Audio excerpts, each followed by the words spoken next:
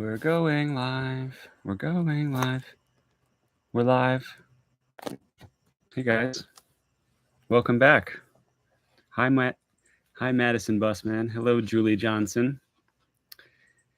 Thank you guys for joining me once again. I'm gonna just shoot the poo for a minute, see who shows up. I did no marketing today for this particular live stream, mostly because I was driving all day and I didn't have the time for it. But I wanted to see who was just good to go with a notification to their phone.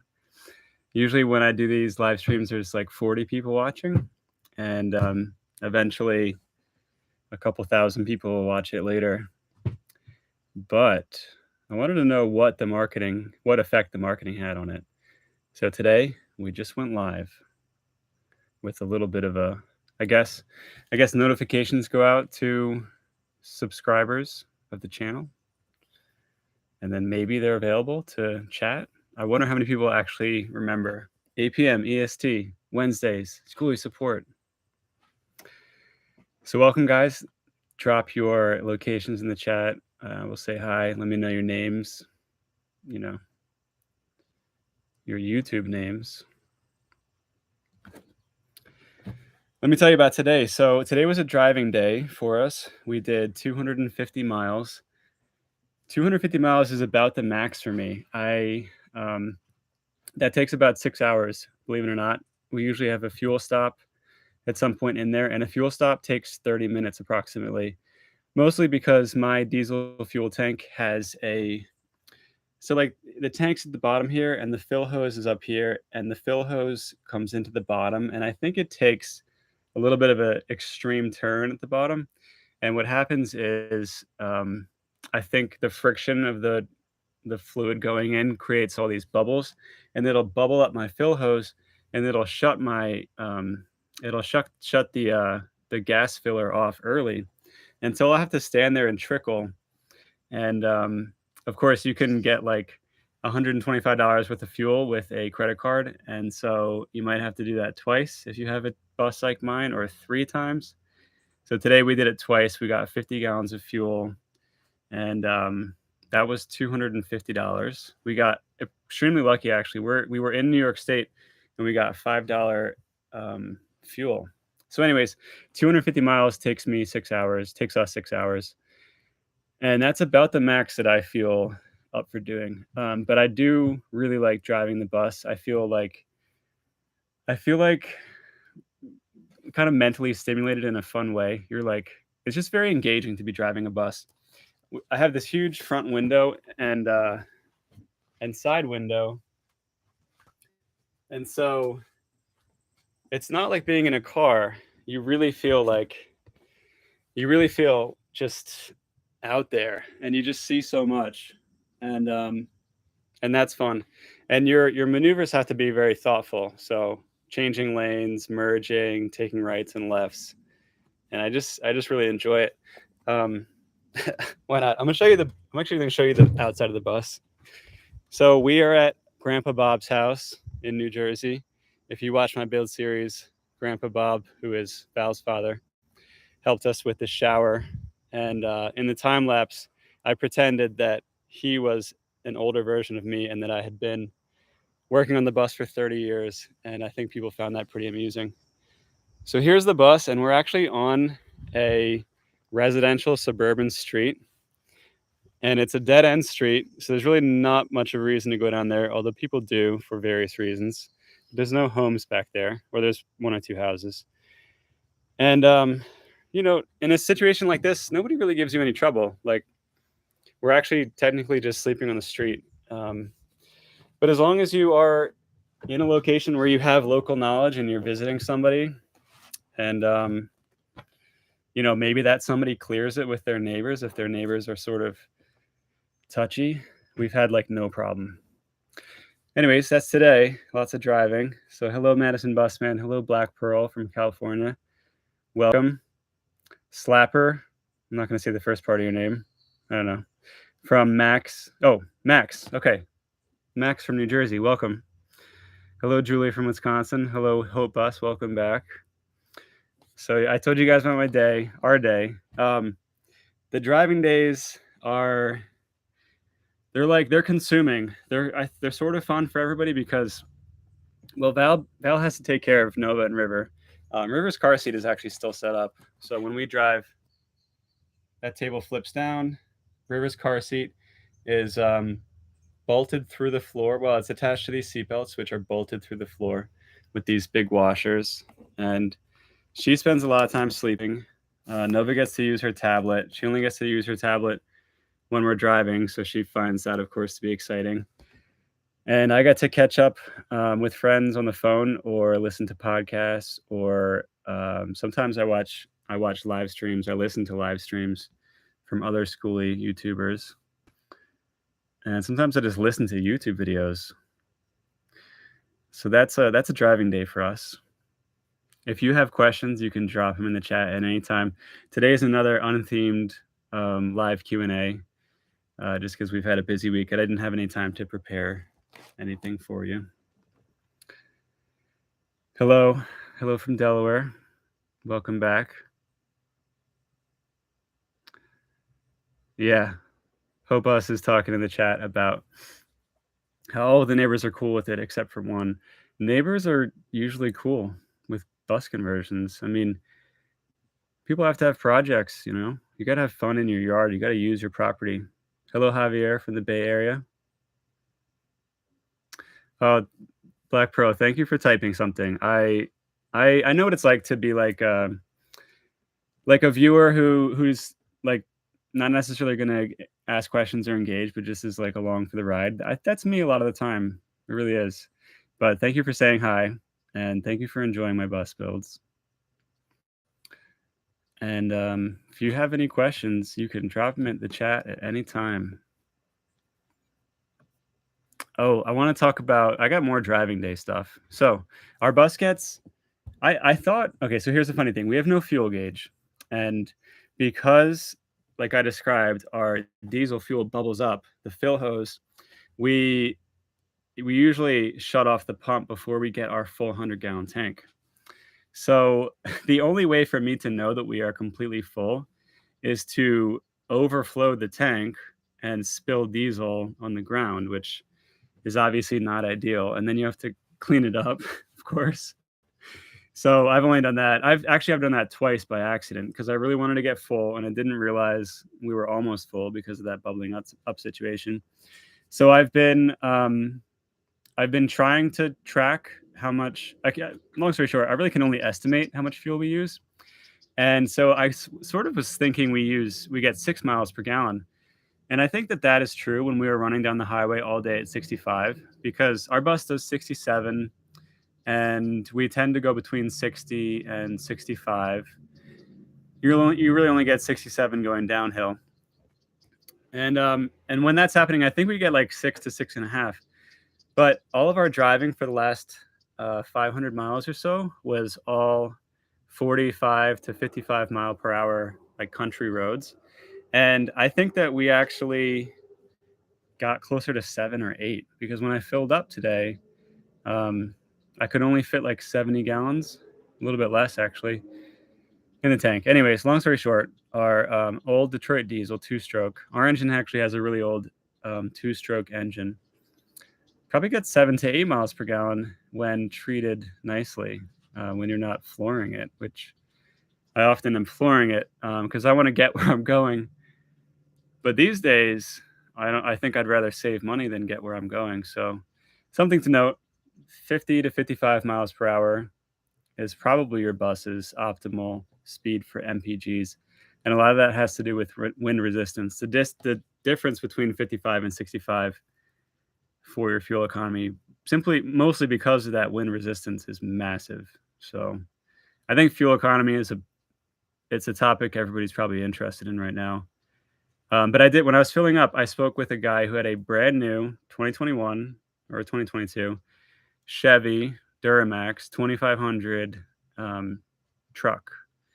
And I asked him what he was getting, and he gets 13 miles per gallon with a relatively empty truck, which is that's kind of sad when you compare it to our 30,000-pound house. So a lot of people out there are spending a lot on fuel, trucks included. Okay. Hope Us asks, do you still go to meetups? Hope Us, we didn't really do any meetups, mostly because of COVID, and we didn't want to expose our children. So we never went to Skoolie Palooza. There's a cool one in Florida I wanted to go to, but um, I just didn't want, we just didn't want to do the COVID thing, just out of precaution. Of course, a lot of time on the road, Val was pregnant with River, and so it was definitely something we were sensitive to. So, like, we've only done meetups with, just a bus life family or 2 at a time, and hopefully in the future that we can do something.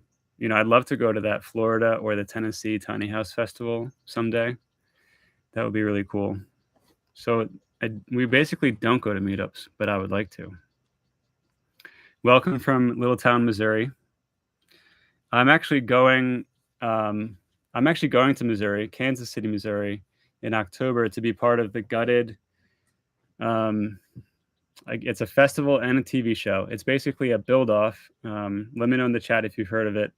It's a van team versus a Skoolie team versus a RV renovation team, and each team gets a gutted rig, and they have 5 days to do the build. And I got invited last year, but we had a newborn, so I couldn't swing that. And this year, we're gonna go to Gutted. That's a big meetup. If you're anywhere near Kansas City, Missouri, you should definitely go to Gutted. I'm gonna be there. Say hi if you like. Okay, hello from Jamaica. Hello, Maurice. Welcome.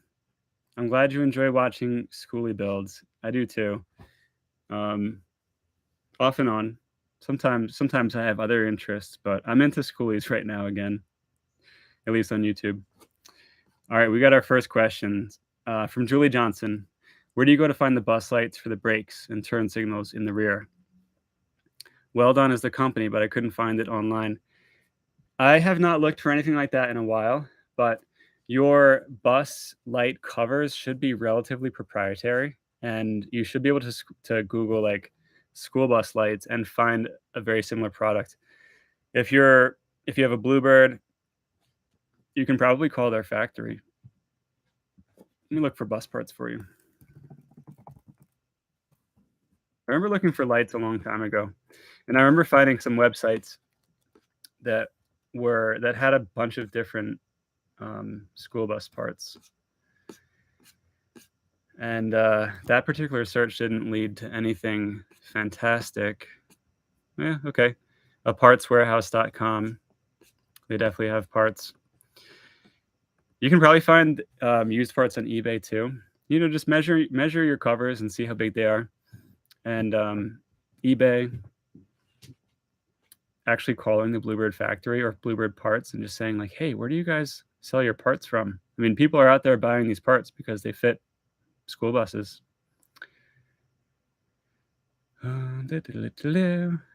Madison Busman is getting ready to wire. Havelock wool is in the ceiling. Awesome. Wiring is fun. Once you get all your supplies, you just have at it. I like that stage. I like all the stages until I have to start building interior walls, and then all the open potential is starting to get closed in. I like all the stages, but I really like the early stages of the bus building. I think that shows in my videos too, because I start to get I start to labor through the carpentry, and oftentimes I don't talk to the camera as much during carpentry. All right, Redneck Tech has mentioned that AAA bus in Arizona has parts. Yeah, calling a dealer like AAA and saying, "Hey, I need some bus parts. Where can I find them?" They have the answer because this is their business. Candice Bryant, welcome back, says, "Hey, thanks for doing these. You're super welcome. Thank you for coming. How much water is too much water? Thoughts on 200 gallons for a 40-foot bus and a family of 5? 200 gallons for a 40-foot bus and a family of 5 sounds fantastic. I would do it. Hopefully you have a 40-foot bus. So distributing that weight is something like it's a thought. I think if it's anywhere, if those 200 gallons are anywhere near your rear axle, you're good to go. 200 gallons of water is 1,600 pounds. And I don't think I would have a 200-gallon gray tank. That would be 3,200 pounds of water. I mean, you could have 200 gallons of gray as well. But no, to answer your question, I think 200 gallons for 5 people is great. I think that the more water, the better. 300 gallons, that might be too much. Okay. Julie Johnson, once again, that backdoor gasket, somebody sells that exact product. I wouldn't buy a used one of that product because you need to make sure it's going to last you for a long time. So call AAA bus sales and say, hey, I got this bus. The backdoor gasket is leaking. I need some light covers, and I bet you they will help you out. Welcome back, Youngsters Clothing. Thanks for being here. Gutted is fun. Yeah, I haven't finished season 1 of Gutted, which is funny. I watched 2 episodes, and I was like, I want to do this. And I reached out, and they were like, yeah, sure, we'll have you, which is really cool. But I haven't even finished it, so I don't know who wins, so don't spoil it for me, please. Okay, all right. I'm glad Julie's sorted it out. Yeah, call bus dealers for problems like this.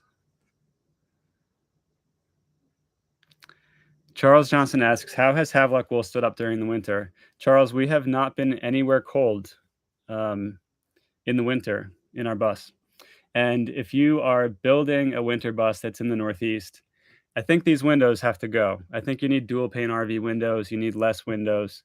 And I think that's the first consideration before Havelock wool. Because if you think about it, okay, so the floor is getting XPS foam, right? If you're going to be building a winter worthy bus, I think you need like 2 inches, at least 2 inches in the floor, because heat rises and you don't want your feet to be freezing cold all the time, and you need an insulation cushion there, right?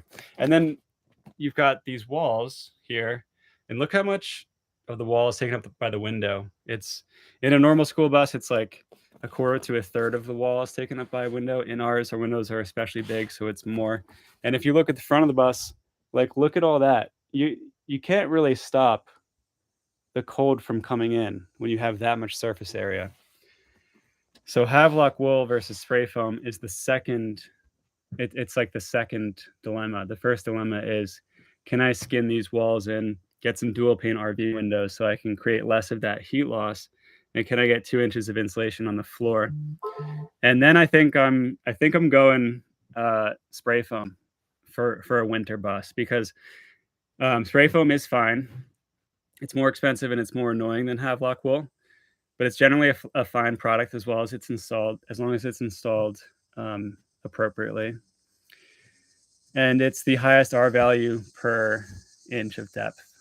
So I don't think there's any getting around it. Spray foam is the best R value. Hey, baby. Hey. Sorry, I gotta get a carrier. Oh, yeah. No biggie. Okay. I need the whole thing. Yep. Youngsters Clothing. Thanks so much for always putting the Q in front of your question so I know it's a question. I appreciate that. If anybody else wants to do that, I appreciate it. Okay. Well, Youngsters Clothing has a question about welding. Believe it or not, I have not welded, so I probably don't have the answer. How do you measure how much weld do you need to ensure it can support a heavy load? I don't know. I need to learn someday to do metalworking. But if you watch my build series, I avoid metalworking at all costs because it's a skill set. It's another skill set. It's another set of tools. And it doesn't interest me enough to not try and avoid it. So we actually hung our tanks with Unistrut and all thread in Kenny and Sam's build. And we hung our storage boxes that way too. And in our bus, we had the big undercarriage, and we actually just laid the gray tank on the floor of the undercarriage. So we didn't need to weld at all. So I'm sorry. Someday someday I got to learn soon. I think I'm going to learn that soon. Youngsters Clothing also asks, what do you think about doing spray foam insulation under the bottom of the bus instead of foam boards on the floor? I think that if you spray foam the underside of your bus, you're going to be limiting your access to potentially your coolant lines, your air lines. There's really no way to get there's just no way to get full coverage, and I think it's asking for more trouble than it's worth. I really think that getting that 2+ inches of XPS in the floor is the way to go. And um, if you need to raise the roof to make that happen, yeah, yeah, be right back, guys. Oh, here we go. You sleepy? Okay. Night, night, River. Okay. All right, guys. So we are 20 minutes in. We've got 23 of you here. Thanks for joining me. Skoolie Support is like, and by the way, anytime you want, just drop questions. Skoolie Support for me was, well, if you have been here since the beginning, and I made about 75 build videos for our bus Gilligan Phantom to a pretty small crowd of subscribers. We had 5,000 subscribers when I was 75 videos into that build series, and about a year into creating YouTube videos, YouTube took our comments away, and it's really just like bad luck. It was just luck of the draw. There was like a scandal on YouTube, sort of like involving children. I won't really go into the details necessarily. It's not super important, but it was something that YouTube had to take action on. And so what they did was they disabled comments on channels with children, and they seemingly did it pretty randomly. And we had a 1-year-old daughter who occasionally popped up in our videos, and we didn't get comments back until years later. So we did almost our whole build series, and then we started doing our tours and our time lapse without any way to like really talk to you guys. I came up with things. I had community posts. I asked people to email me, but there was really no way to have discourse in the comments. And so I kind of missed out on the ability to speak with you guys, know what was going through your head, learn about what you wanted to learn from me. And I've been dragging. I got used to that, to be honest. I got used to um, not having that interaction, and we got comments back about a little bit. It was about a year ago, but I had already filmed most of my Our Wild Caravan, the second bus videos, and I still haven't remembered to say like, "Hey, drop your comments below."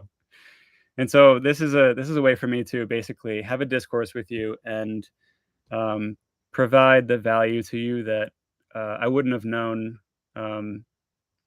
basically what you were interested in without this. And I just have gone too long without it to not interact. So here I am anyways. And if you've got questions, you can feel free to ask them. And I appreciate you. Youngsters Clothing says, thoughts on doing, oh, I answered that already. Okay. Would you use the thin birch plywood again if you design another bus? Yes. So Redneck Tech is referring to the 1/4-inch birch that's on the ceiling, and I did the same 1/4-inch birch for Katie and Sam's bus, and instead of doing 6 furring strips, I did 11 or 12, and that meant that I had more places to attach the birch to, and it worked out really well. And I do really like that product. However, some school buses they've got a pretty severe arch. Ours is actually very gentle. Katie and Sam's bus was a little bit more extreme, but still not as much as some buses. And it will definitely crack if you have a really tight arch. I think I'm probably stopping it there and doing another material along here, because it will crack. And there's probably ways to make it not crack, like soak it in a little bit of water. But just something to know. Yeah, more anchor points. More anchor points so that there's more consistency as you screw from here to here. Things don't get stretched as much. And in our bus, they got stretched a bit, and so there's once you have your head up here, you can see a seam here, and I don't want to see this seam, right? But I decided that I wanted a seamless ceiling, and I didn't want to put strips to cover it because that was a different aesthetic than I was going for. And I was trying to learn at the time how to accept my work and just be okay with things that were less than my expectations. And so I decided that this was a teaching moment for me and to just accept the imperfect seams. And so I'm totally fine with the imperfect seams. But I did it better in the next build. And if I did another one, if I do another build, I'm having a little bit of trouble, honestly, with the birch plywood, but because by the time you're done with the bus, you have bought thousands of dollars worth of plywood, and it's starting to feel cost prohibitive as prices have gone up. And I know they've fluctuated, like they've come down a bit, but I would like to experiment. You know, I don't know if I'm actually doing another build or not or anything. Well, I guess in gutted, I'll be doing a build, so there's that. But I'd like to experiment with some more materials. And I would like to experiment with some cheaper materials. Maybe maybe pine plywood. I think it's pine. I think it's radiated pine. Radiated pine has a really nice edge, and it's got a different aesthetic, but it's still very expensive. I'd like to somehow get away from plywood, but I'm not sure I will because I love the aesthetic. So just some food for thought. Yeah, Madison Busman, his Thomas bus has that heavy arch. A lot of school buses have a very heavy arch. Hello, Dushin. Welcome. So yeah, Redneck Tech has mentioned, I wonder if larger heads on the screws would help. Would they help? Our trim head screws. So we use trim head screws in our ceiling. I wonder if I can show you one. There's one. I don't know that the larger screws would help. I don't think the trim head screws have been a problem at all. If you can see, there's no bounce on this. But we did actually use larger screw heads in Katie and Sam's bus. We used a like a wood screw instead of a finished screw. And I don't know that it made a difference, but aesthetically, it was a little bit, I actually liked it a little bit better. It had a gold head, and the gold head in the plywood just kind of caught the light. And instead of trying to hide it like we did with the trim head screw, and obviously there's still a hole, having an exposed fastener that is what it is, I kind of liked, and maybe it helped a tiny bit. Yeah, so Redneck Tech mentions sheets of colored fiberglass or plastic. I actually wonder if that generally costs less than plywood, because like there's what's that product called that you put on countertops? I don't think it's cheap. It could be cheaper. I actually just toured a Skoolie. I've got a tour coming out soon. If you want a little sneak peek, his Instagram is Gordo from Earth, and he's got a really, really cool purpose-built truck. And I call it a truck because it is kind of a truck, but it's a bus conversion. And he has a carpeted ceiling, and his carpeted ceiling is a very durable choice, and it allows him to Velcro things to the carpet, which he's utilized quite a bit in his build. So I kind of liked. I mean, his aesthetic is way different, and it's not a home. So, but I kind of like that carpeted finish for the ceiling. Home Flavor says, hello from quarantine. Oh, does that mean you have COVID? I'm sorry. I hope you're feeling okay if that's the case, and you're over it soon, and quarantine is done for you shortly. Flamingo wash and fold. Flamingo wash and fold. Look, you've got a laundry themed YouTube. That's cool. If I plan to cover the entire roof in panels, do I need the expensive tropical? No, you don't need the tropical. The tropical is a siliconized roof coating. It's made for painting metal roofs in Florida or in tropical areas with. I think that it performs slightly better than regular elastomeric paint, but I do not think that the slightly better performance warrants going with a siliconized roof coating or the additional price. So I would go to Home Depot or Lowe's, and I would buy, you really only need 2 gallons, depending on your bus size. Sometimes 2 gallons is as much as a 5-gallon bucket, but I would get probably the cheapest elastomeric paint made for roofs that they sell at my local Home Depot or Lowe's, and go with that. I wouldn't spend the money on the Tropicool. Youngsters Clothing asks, what lights did you use? We used strip lights. I'll find my original strip light video. I know it has the website that we bought the strip lights from, because if you go on Amazon, you're not going to find good strip lights. And good strip lights are actually a little bit expensive. And so for some reason, you've got to find them from elsewhere. Can't believe I made this video 3 years ago. But I'm going to drop this in the chat for you because I know it has the strip lights, ledsupply.com. That is where we got these strip lights, and it's in the chat. Boom.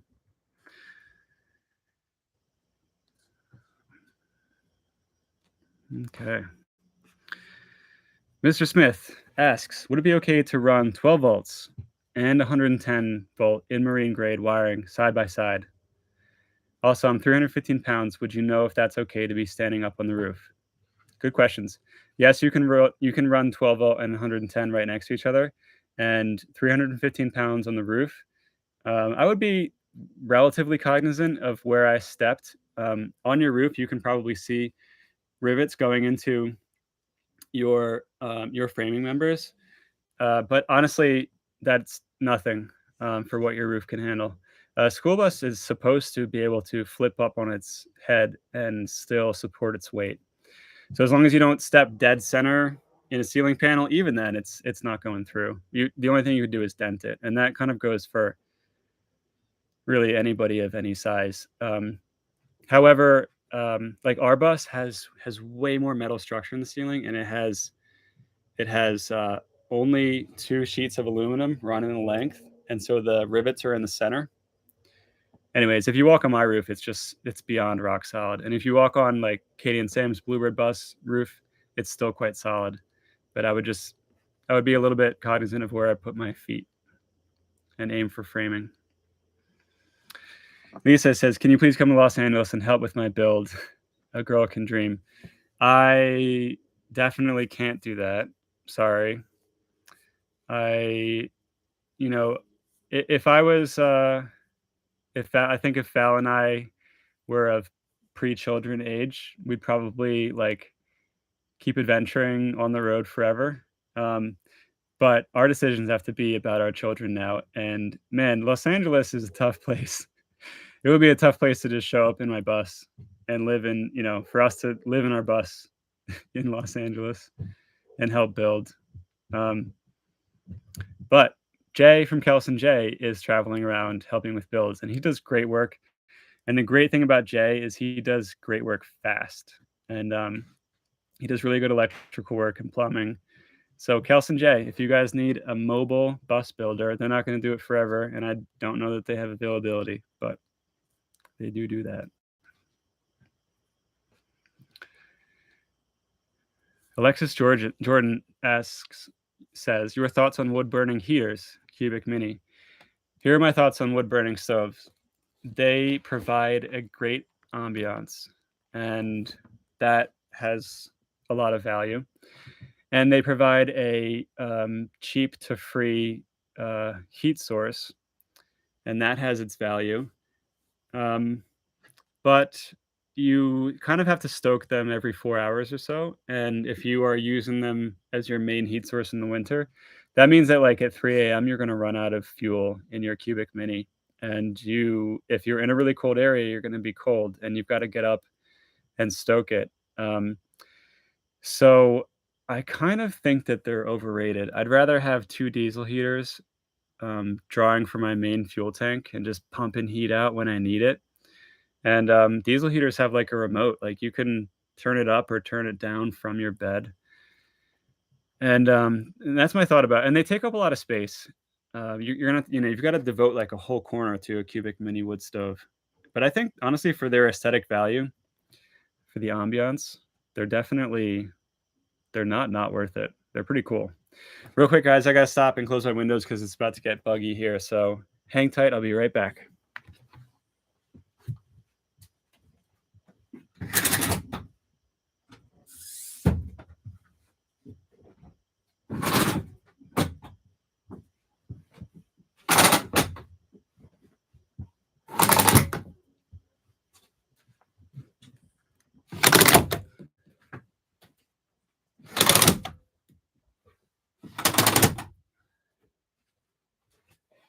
All right. Sorry about the noise. We're back.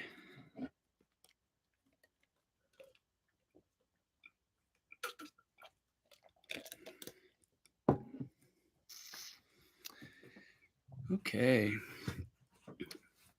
Charles Johnson has also mentioned that it can make insurance tricky. I think it's just another thing to clear with your insurer. But I think when I bought insurance, it was through, I think every single live stream we're going to mention this. Kelly Newsome at Allstate for insurance. It's just always going to come up. I don't think anybody asked me any questions about our bus. Maybe my wife handled it, and that's why I'm not remembering it. But I feel like you just tell them it's an RV now. It's a school bus converted to a motorhome. It's legally done in your home state, and whether or not it has a diesel heater or a propane heater doesn't seem to be super relevant to them. But certainly if you tell them you have a wood stove, maybe they're going to bump it up a little bit. But the leading cause of fires in RVs, I believe, is propane. And so in bus conversions, I would assume it's the same. And second to that would probably be miswired electrical things. I'm not even sure which one is ahead of those. So really, people aren't really lighting their buses on fire with cubic minis. Okay. Youngsters Clothing says, what would be a good air conditioner that would allow you to duct in different parts of the bus? So I still have it on a tab here. One of our viewers, I think last week, installed one of these Pioneer mini splits. It is a ducted unit. It looks really interesting. Pioneer is the company that I worked with. It's 9,000 BTUs for heating and cooling. I'm going to drop it in the chat shortly. And the one thing I don't understand is it's got an 8.5 EER efficiency. I'm more familiar with the SEER ratings, and our bus is like a 22 SEER, 22 and a half SEER, which is really pretty good. And that refers to how much electricity it uses to create those 15,000 BTUs or 12,500 BTUs, and this one's 9,000.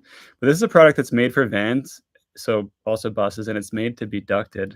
And I recommend you check this out. Installing 2 of these might be pretty cool for a bus. Okay. Boom, it's in the chat. If I put something in the chat, I seem to say boom. Why not?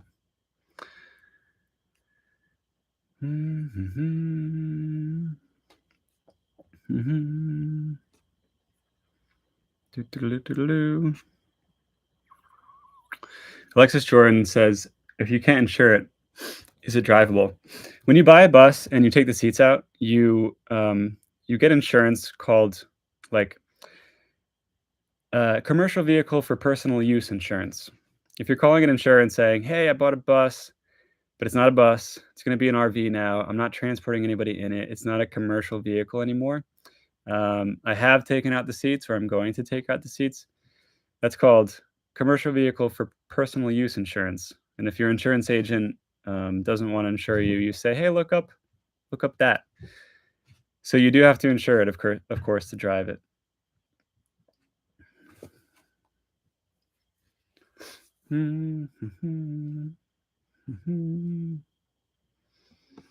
John M mentions I have insurance with Kelly Newsome as well, and there was no.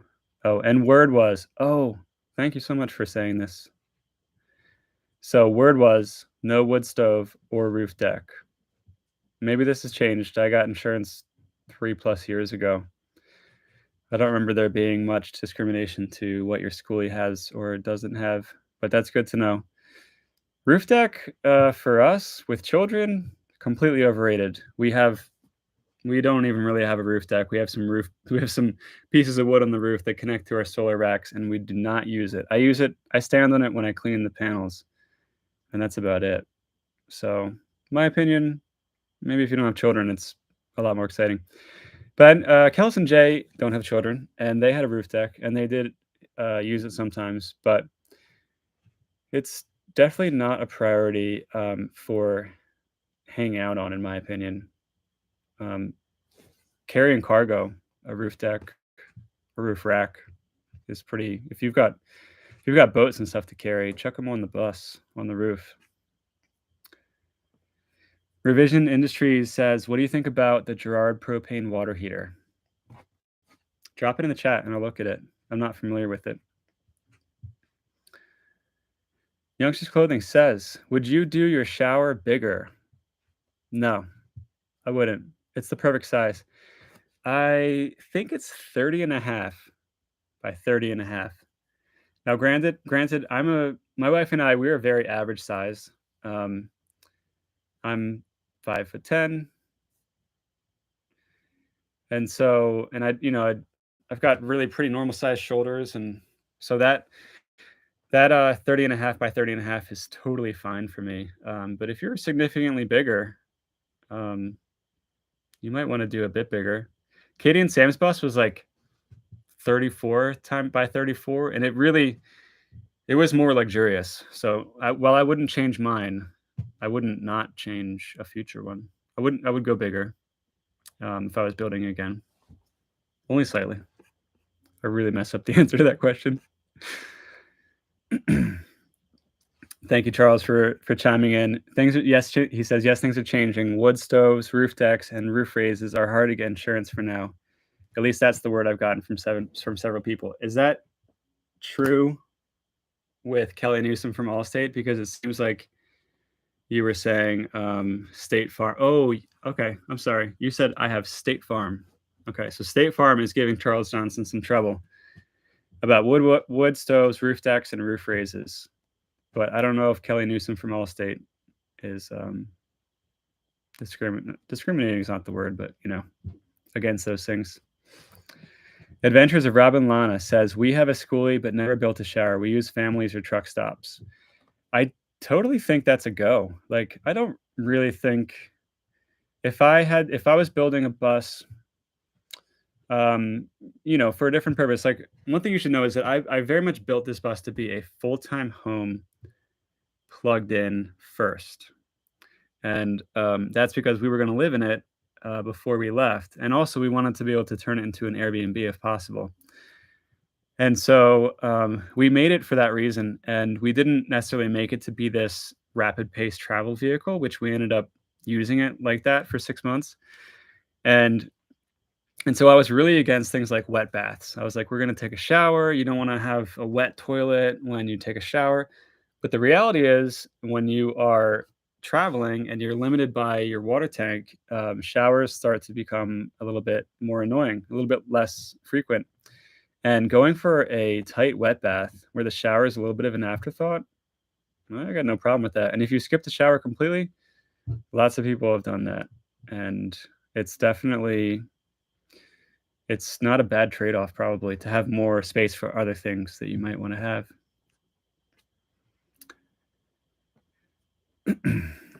Okay, I'm sorry, I'm mixing up the chat. John M has insurance with Kelly from Allstate, and he got it in October 2021, and that's when she said no wood stove or roof deck. Okay. Oh yeah, okay. So Adventures of Robin Lana is so basically they've got land in rural Arizona. Are you building yourself like an off-grid home and you're doing outdoor shower? Yeah. Outdoor showers are the best. If you're gonna be building a stationary home with your bus and you're not in a cold climate, although Arizona might get cold in the middle of the night or early morning, yeah, you're gonna want to shower outside. It's lovely. It's really lovely. Youngsters Clothing asks, for the plug-in part, what is the difference between the two main ones people use to plug into the grid? I'm gonna have to dissect that question. What is the difference between the two main ones people use to plug into the grid? I think I need you to explain that further. I don't want to ask or answer a question that I don't understand.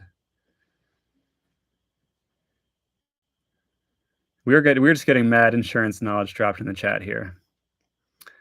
Kelly from Allstate does not like wood stoves or rooftop decks. I guess fair enough. I mean, if you think of it from an insurance perspective, the concept of a wood burning stove in a bus sort of ridiculous. And a rooftop deck, it's just obvious you're going to be partying with some random person and they're going to be on your rooftop deck, in the eyes of the insurer. And there's going to be some drinks and you're just going to fall off the bus and, break a hip and somebody's going to sue you and your insurer is going to get involved. I mean, it makes sense. If I was an insurer, I would just say no roof decks. But it's a little bit of a shame.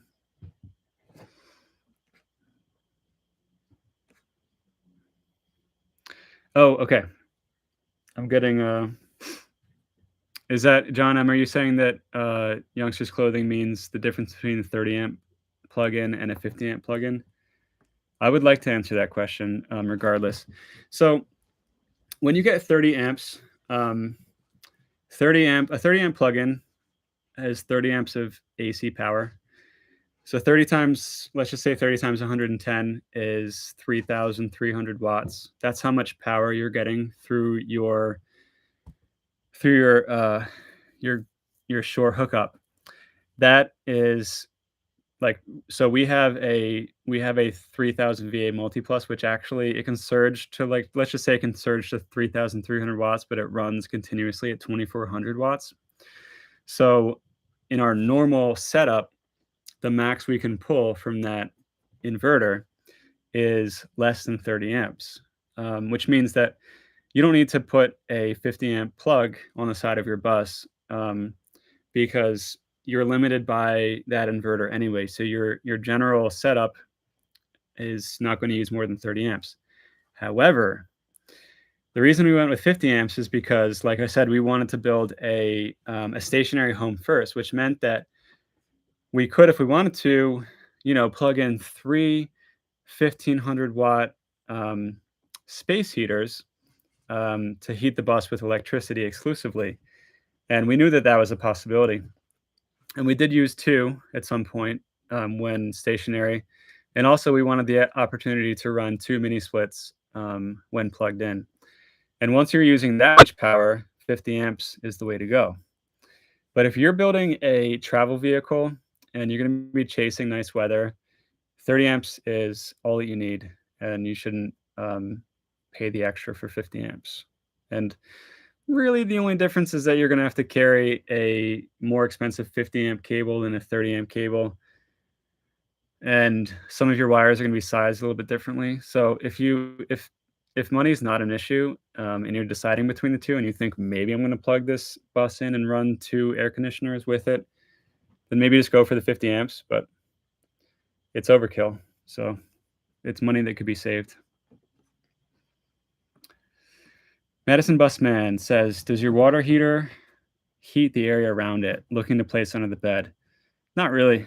No, it doesn't create that much extra heat. It's a really well insulated thing. So no, really only the pipes get hot and that's it.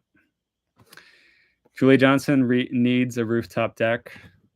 You're probably gonna have to call more insurers then, or I don't know, build it after the fact. I can't recommend that because, if something happens, they're going to say, oh, you said you didn't have a rooftop deck. Now you got a rooftop deck. We're not going to cover you. Rooftop decks are cool for sure.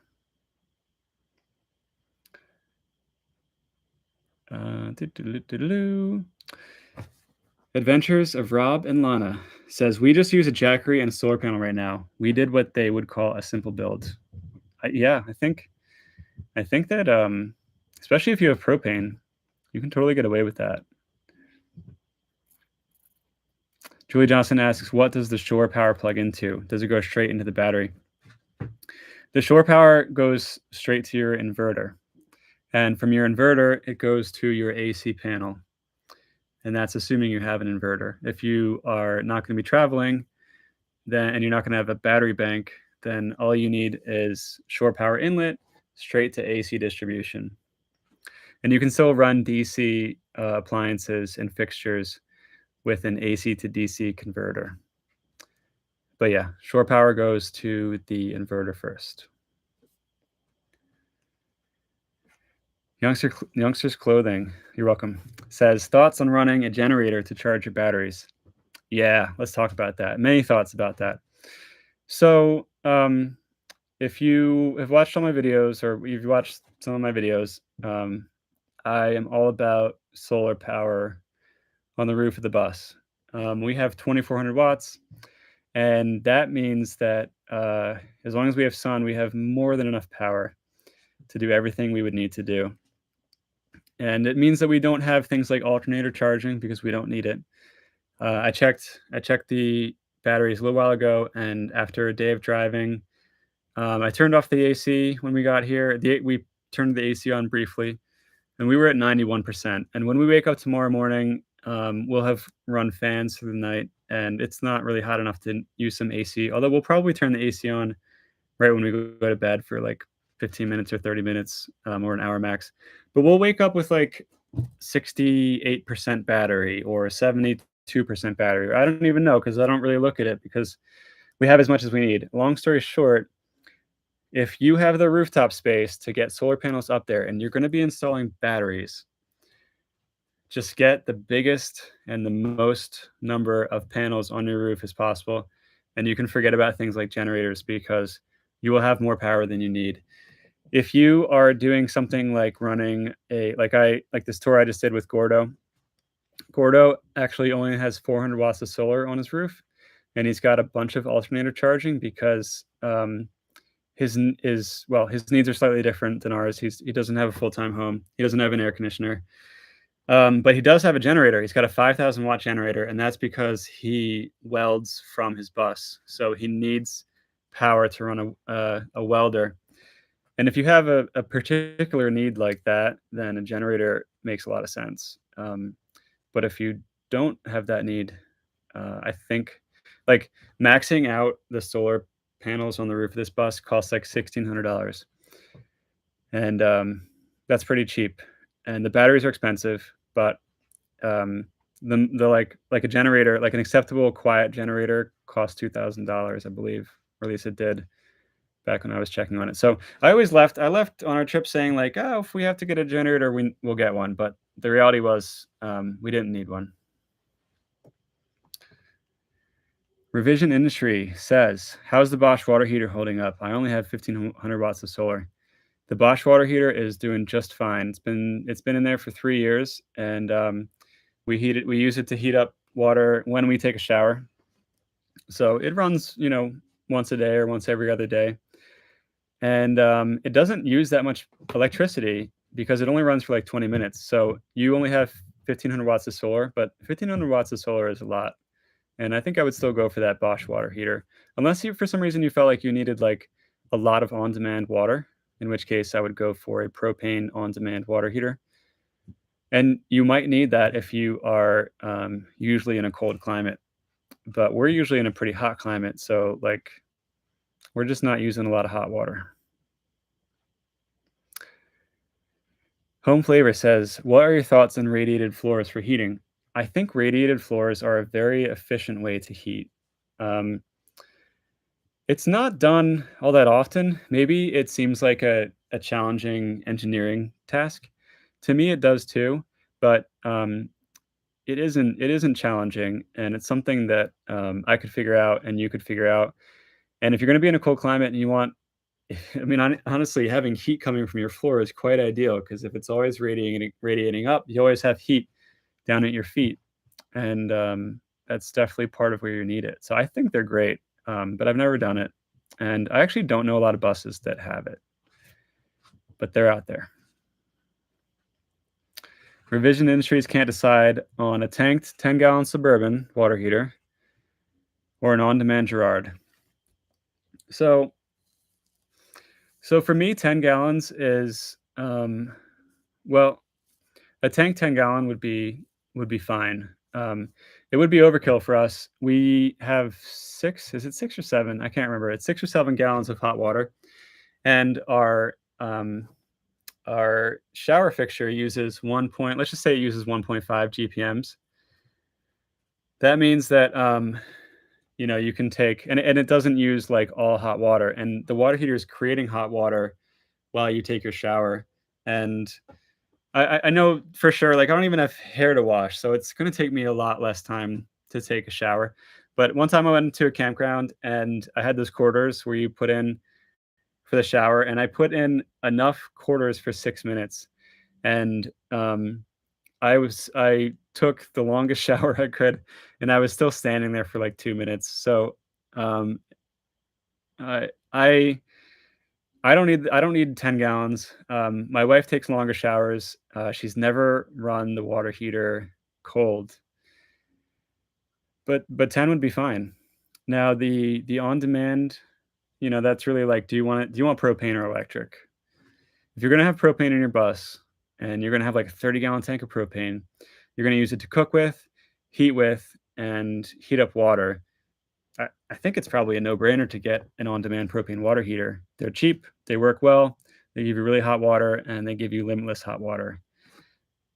So, hope that answers your question. And we got 4 more minutes.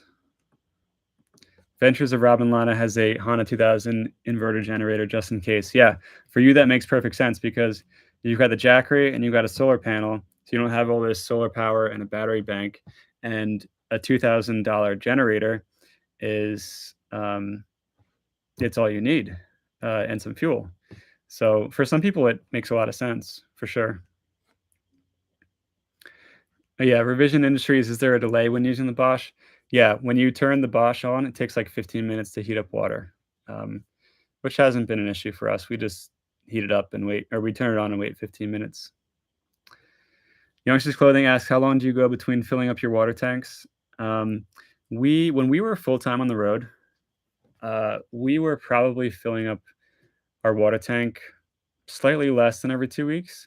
We were doing it whenever opportunistically possible, and we were dumping our gray whenever opportunistically possible. So if we were at a campground, obviously we're gonna do that, and if we're full, we were going to an RV park and, paying to dump and fill.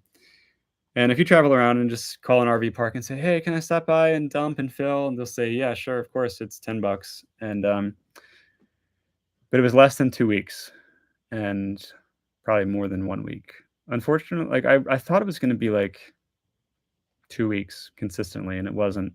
And there was only 3 of us too. Hello, Dirty Knobs. Welcome. Youngsters Clothing asks, how often do you need to fill your propane tanks? We don't have a propane tank, but I've heard from anecdotally from other, bus lifers that their propane tanks, that they use they use a surprisingly small amount of propane to heat water and to cook with. And I never really spoke to anybody about heating. Heating is definitely going to use significant propane. So, guys, we're wrapping it up here. If you have a last-minute question, feel free to drop it. And if you guys want support from me via telephone while you're building, that's something that I do. You can go to SkoolieSupport.com. I'll just drop it in the chat. This is my Patreon, where I do paid consulting. And this is your access to me at all times if you would like it. And thank you guys so much for being here, as always. Oh, I got another question. Javier says, do you think YouTube needs another Skoolie build channel for my Phantom? I've been on the fence. I think so. Yeah. I think we need more Skoolie builds. However, Javier, I want you to know that unless you're doing your videos like just for fun and you really like making videos, and you want to find success at YouTube. By the way, guys, I do consulting for YouTube through that Patreon. I don't have a client yet, but if you've already made a YouTube channel and you want advice, I love that stuff. So hit me up through SkoolieSupport.com. But if you were going to be making a YouTube channel, I would really commit to making videos throughout the whole build, and like don't start it unless you're prepared to make like 50 videos. All right, guys. Oh, I got another question. I'm a sucker for questions. I can't leave. If you keep dropping questions, I won't even leave. Thoughts on using the blue stuff, porta potty, used for your gray or black tanks? No, but they do make products. They make products for RV tanks. It's I don't think the blue stuff is going to help you, but they make like these enzyme packs and you dump them into your gray tank. And I haven't used them, but I have heard that they take the edge off the smell of your tanks. So, all right. Charles Johnson says, the more build videos, the better. Yeah, I agree. I totally agree. Ooh, thoughts on electric toilets. Does that mean incinerating toilets? I really gotta go. I'm gonna answer this though. Incinerating toilets. I was looking into this the other day. I was. They uh, they just sound a little weird to me, and they use a lot of electricity. And I don't know why. I just decided I was still not going to consider it. But if you're stationary, incinerating toilet could be pretty cool. I can't believe that I like. All right, Child of Yah. I'm just getting more people, new people jumping in at the end of the live stream, and I'm just a sucker for questions. Have you looked into 12 volt or 24 volt heater elements for water heaters? I have not done that in a while. That's a really interesting question. You could absolutely build your own water heater. Um, However, if I really think about it, running it off of AC power with how infrequent you may be running it, um, I don't like to make complicated engineering projects slash problems for myself if I can help it. Because I don't really have that. I don't have that engineering mind. I really like putting together Legos. I like to put together pieces of the puzzle, and finding products that are already made is sort of my way. But they do make water heater elements, and I guess you could swap out. You could take a Bosch water heater and swap out the heating element for a 12 or a 24 volt heating element, and that would be quite a bit of power savings. That's a really I'm going to look into that, Child of Yah. Thank you. Thank you. Thank you. All right, Youngsters Clothing. That smiley face is my permission to go. All right, thank you guys so much for being here. Next week at 8 p.m. EST. Next week we'll probably have a theme. So join me then. Thank you so much for being here. Have a great night.